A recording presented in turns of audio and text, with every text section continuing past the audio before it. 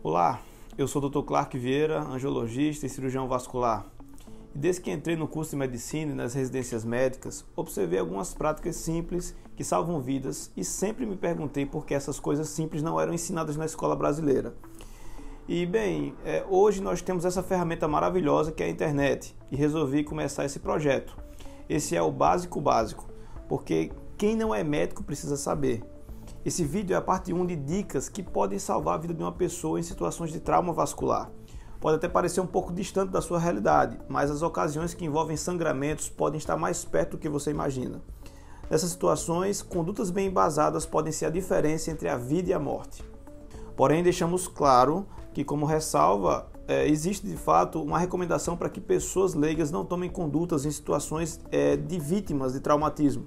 Mas, na verdade, isso se deve ao grande desconhecimento da população em geral acerca do tema, o que pode predispor a danos na vítima. O conceito de que os cuidados iniciais, antes mesmo do paciente chegar ao hospital, são importantes é antigo.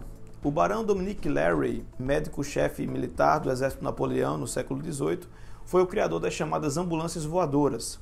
Elas foram um marco no atendimento aos feridos, pois consistiam numa carruagem puxada por cavalos e tripuladas por ocupantes com treinamentos médicos, que prestavam cuidados aos feridos durante o deslocamento até uma unidade mais apropriada. Mais modernamente, um grande colaborador do chamado atendimento pré-hospitalar, Nicholas Sen, declara que o destino do politraumatizado está nas mãos de quem faz o primeiro curativo.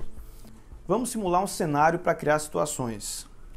Para começar as festividades de final de ano, você, seus amigos e familiares se juntam e vão para uma praia paradisíaca, que é mais afastada. Já está entardecendo, você vê as pessoas se aglomerando ao redor do violão, está começando o luau. Sua mãe está cuidando da comida e seu primo está preparando a lenha, porque luau sem fogueira não é luau. Todos num clima agradável de descontração e aventura. Tudo estava perfeito, até que você escuta um grito de longe. Seu primo, que estava cortando a lenha, acabou se ferindo com um machado, que resvalou sobre seu antebraço. O corte foi profundo e o ocorrido deu início a um grande sangramento.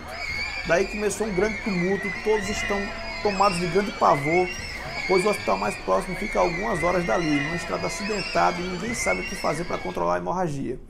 O que você faria para ajudar a salvar a vida do seu primo? Chame ajuda. Isso vale para tudo na vida e também é fundamental diante de um sangramento. É tentador começar a fazer alguma coisa mais intervencionista no paciente que tem um ferimento ou está sangrando, mas a primeira coisa que você deve fazer é chamar ajuda. A ajuda teoricamente mais importante é aquela com treinamento em atendimento pré-hospitalar, como o SAMU. Se no local tiver mais de uma pessoa para socorrer a vítima, as medidas podem se tornar mais ágeis. Para isso, deve acontecer a divisão de tarefas e um líder deve aparecer para coordenar as ações. Normalmente, o líder é alguém que tem mais conhecimentos técnicos na área ou alguém com perfil e maturidade emocional para isso. Se isso não acontecer, tudo vai virar uma bagunça e a desordem vai dificultar a tomada de decisão e levar a falha nas ações. Nessas horas, não há tempo para eleições ou muita discussão. Portanto, quando você estiver nessa situação, caso sinta-se confiante para isso, delegue. Fale assim, apontando. Você, ligue para o SAMU. Aponte para que não haja dúvida acerca desse comando. Não adianta dizer, alguém ligue para o SAMU, pois todos pensarão que o outro vai fazer e no fim ninguém fará. Comunicação efetiva é tudo nessas horas. E para diminuir essas falhas, uma boa estratégia é a chamada comunicação em alça fechada. Ela é feita da seguinte forma. Cada membro da equipe repete a ordem compreendida antes de executá-la e sinaliza a ação após tê-la realizado. Exemplo, Lucas, ligue para o SAMU. E Lucas diz, ligando para o SAMU. Quando concluída a tarefa, ele reporta mais uma vez, liguei para o SAMU. Aquele que ficar com a incumbência de ligar para o SAMU deve ser claro e objetivo. Falar o que aconteceu com a vítima, o local, de preferência com pontos de referência e detalhes adicionais acerca de condições ambientais ou necessidade de equipamentos para o auxílio. Mantenha a calma. Em situações que envolvam decisão, fazer ou não fazer, cortar o fio azul ou vermelho, com certeza nossa bioquímica hormonal vai atuar através da liberação de alguns hormônios e neurotransmissores. As glândulas adrenais passam então a produzir e liberar hormônios do estresse, adrenalina, noradrenalina e cortisol, que aceleram a frequência cardíaca, dilatam as pupilas, aumentam a sudorese, enfim, deixam preparado para o estado de fuga ou luta. Essas alterações agudas que o corpo promove só serão positivas se você souber equilibrar esses impulsos para te ajudar e resolver o problema. Não é fácil e, na realidade, é uma habilidade a ser treinada diariamente por todos. Analise o cenário do trauma. Isso é extremamente importante, pois quando estamos diante de um contexto adverso, em que há uma vítima, sobretudo quando é alguém que conhecemos, nossa inclinação é intervir diretamente sobre o caso de alguma forma.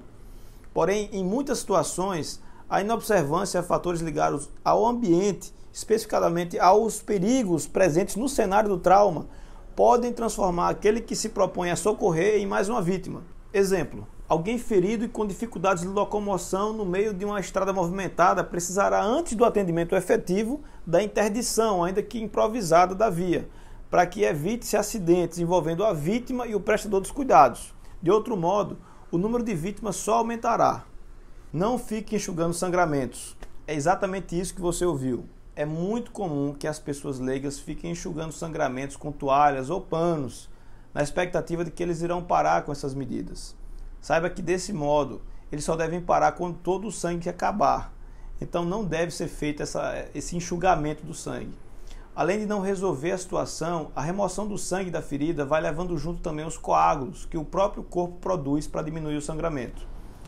Um caso emblemático noticiado na mídia foi o de um homem que, no dia do seu casamento, colocou uma taça no bolso durante a festa e, após sofrer uma queda, terminou sofrendo um trauma vascular na veia femoral, que fica na virilha.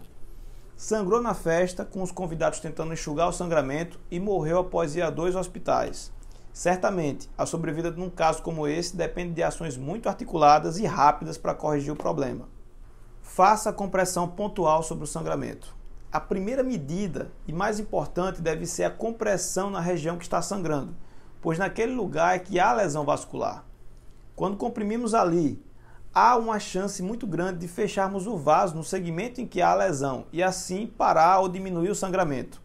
Para isso, você pode utilizar um pano limpo, camisa, fralda ou o que a situação lhe oferecer. É importante ressaltar que você deve considerar a biossegurança durante a execução dessas manobras. Isso é para evitar o contato entre a sua pele e o sangue do paciente. Então, é necessário que sejam usados equipamentos de proteção individual, como luvas de procedimento ou outros dispositivos. Se esse recurso não estiver disponível no momento do ocorrido, tente usar sacos plásticos para proteger pelo menos as mãos. Outra medida auxiliar é elevar a altura do membro traumatizado para diminuir o fluxo de sangue local. Em caso de trauma no membro superior, por exemplo, o mesmo deve ser comprimido no local do sangramento e elevado para um nível acima do coração. Caso o sangramento se dê nos membros inferiores, o ideal é que o paciente permaneça deitado e eleve os membros inferiores no nível mais alto possível, pois a gravidade diminuirá a quantidade de sangue que chega no local.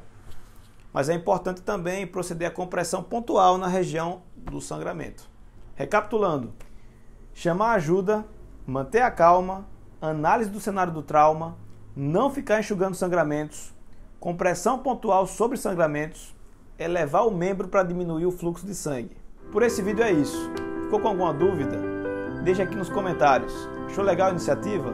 Então deixa o gostei, espalhe para os amigos para incentivar a gente a fazer mais vídeos. Grande abraço e até logo!